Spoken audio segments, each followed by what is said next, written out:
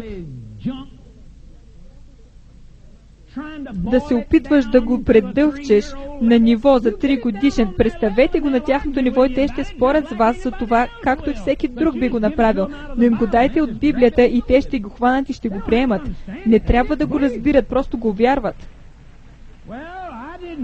Аз не знаех нищо от Библията. Всичко, което знаех, беше достатъчно стихове, за да мога да издържа изпитването всяка неделя, когато ни изправяха и правеха това състезание с цитиране на стихове. И всичко, което трябваше да направиш, беше да сбъркаш веднъж и те те карат да си седнеш. И така че аз бърках. Защото това исках, да си седна. И си мислех, Бог не иска да го правя, майка не иска да го правя, татко не иска да го правя, обаче аз искам да го направя. И се борех с това цяла сутрин. Борех се с това почти до след обяда. И най-накрая си помислих, добре, каквото ще да става, а ако умра, умирам. Събрах целият кораж, който имах и казах около половин дума. Нищо не стана. Така че я довърших. Нищо не стана. Така че казах още една. Нищо не стана. Казах още една. Нищо не стана. И си спомням се, че беше вчера. Започнах да ходя по този път.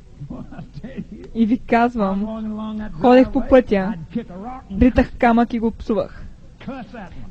Псувах този, псувах другия, псувах кучето, котката, псувах къщата, гаража, наричах го по всякакъв начин, по който можех да измисля. Казвам ви, влязох в това нещо, ходих по този път, минах през целия път, влязох в гаража и когато стигнах до гаража, вече бях загрял. Наричах този гараж по всякакъв начин, по който може да си помислите. 9-годишно момче. И знаех този следобед, че нещо се задвижи в моето мислене. Знаех, че нещо се задвижи в моя живот. Не можех да ви кажа какво беше, но искам да знаете. След около 20 години по-късно, можех да ви кажа точно какво беше. Това нещо управляваше живота ми. Почти разруши живота на родителите ми. Почти унищожи мене умствено, духовно, физически. Тялото ми започва да надебелява. Започнах да имам проблеми в училище. Имам предвид, на 9 години не се появи веднага. Беше постепенен процес и аз започнах да не уважавам баща си и майка си. Обичах ги. Не ме разберете погрешно, но започнах да правя разни неща. Мислех си за разни неща. Мислех си, искам да пропуша. Не умрях, когато започнах да псувам, може би ще мога и да пуша. Исках да пуша. Пушех всичко, което можех да запаля. Исках го много. Дядо ми беше истински пушач. Той обичаше цигарите. Веднъж си спомням как ми каза, знаеш ли, обичам тютюна. Седеше си на стола и каза, обичам тютюна и си взе табакерата и я помириса. И той каза, не мога да се сетя за нито един начин, по който да го използвам, който да не съм изпробвал. Той седеше там и каза на мене, малко момче, и ми каза това нещо. И аз си казвах, защо и аз да не мога да го изпробвам? Майтапите ли се, майка ми би скочил върху мене като кокошка за пиленцата си. Не искам да се замесвам с това. Но това не беше достатъчно да ме спре от това нещо. И това нещо започна да ме преследва. Пушех лозови пръчки, белех кората на дървените стълбове, я навивах и я пушех. Направо ти запалва гърлото, направо ще те изгори. Какво ще стане, ако някой беше дошъл и ми беше предложил цигара с марихуана? Майтапите ли се на 11 години? Ако можех да я запаля, щях да изпуша.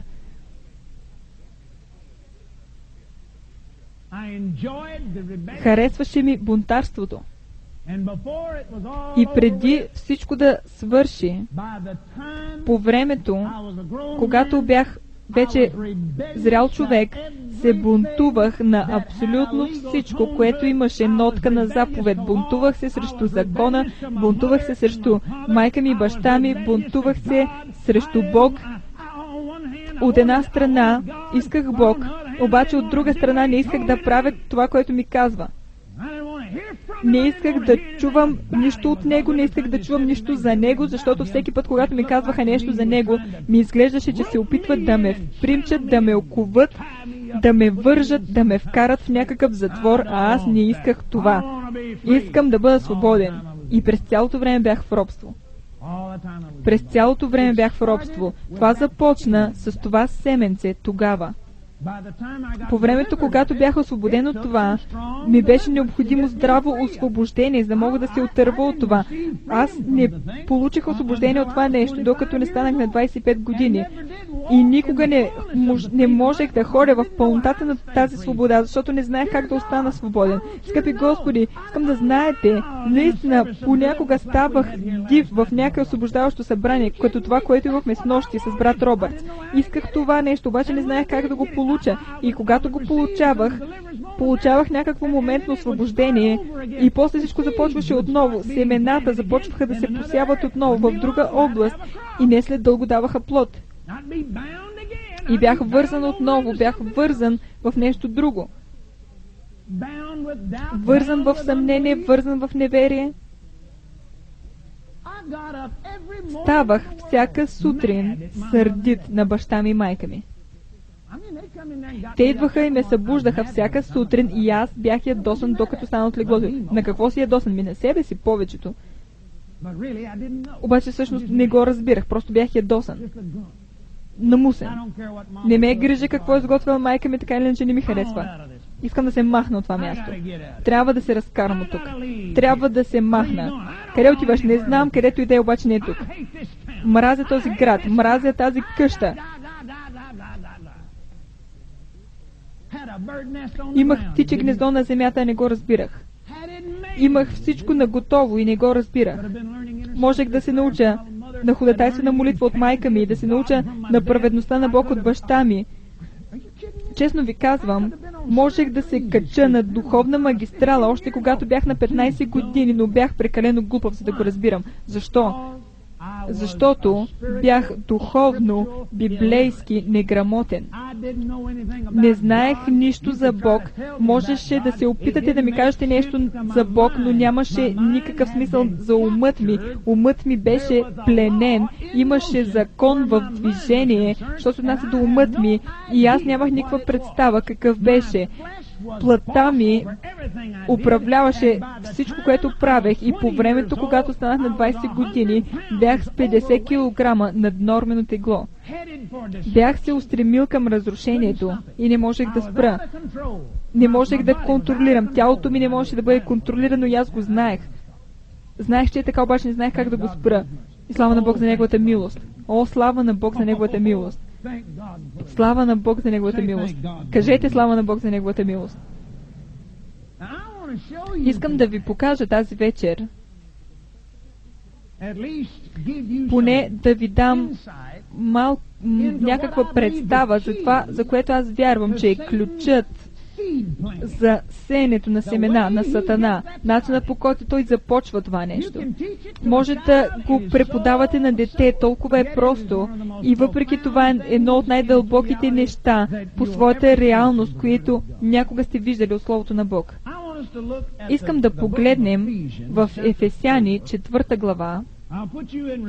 Ще ви напомня на факта, че 17 глава на Марк, в 7 глава на Марк Исус каза изброи няколко зли неща, зли сили. Има сили на плътта, изброени в 5 глава на Галатяни. Помните ли? Делата на плътта и плодът на духа. Има няколко неща, които идват и са базирани в духовния свят, но има други неща, които са базирани в този душевен свят, идват оттам.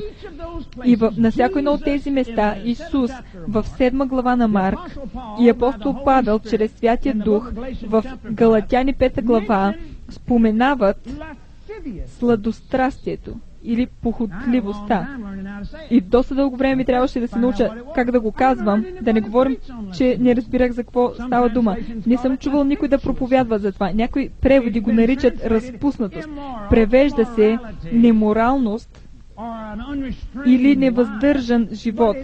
Но това е проблема да го проповядваш от такава гледна точка като неморалност или като разпуснатост, защото то не започва така. Истинското значение на тази дума е липса на задръжки, невъздържаност. Сладострастието е натиск, налягане, приложено върху плътта ти, за да я накара да се развие и да стигне до мястото, където тя управлява душата и духа. Когато плътта доминира, тя е най-слаба, най-невъздържана. Сега, схванете това, което ви казвам. Когато плътта доминира духа, и над душата, тя е най-слаба. Когато плътта е покорена на духа, тогава е най-силна. Защото нещото, което плътта използва да доминира над системата, е най-слабата и точка. Ако храната е твоята слабост, това беше слабостта на Ева. Храната е почвата, физическата храна е почвата за повече човешки провали и сладострасти, отколкото което и да било друго нещо.